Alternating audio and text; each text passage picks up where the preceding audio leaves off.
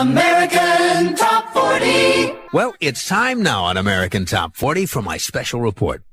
You know, just about every hit record you hear on AT40 owes a large part of its success to the exposure it gets from radio station airplay.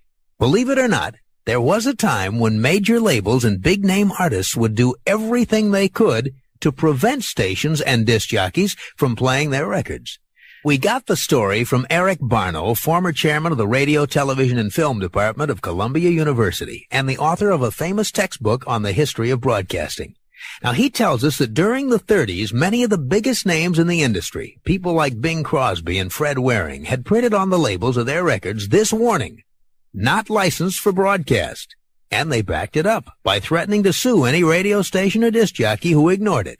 You see, many artists were afraid that if their records got played heavily on the radio, the exposure would take away from the importance of their live performances and hurt the sales of their records.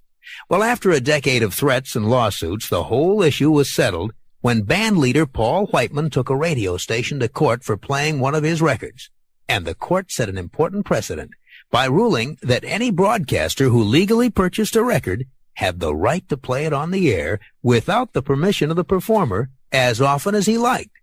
Well, Professor Barno tells us that historic ruling put disc jockeys on safe, legal ground for the first time.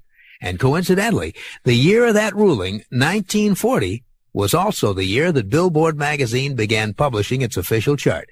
And that's my special report. The hits from coast to coast.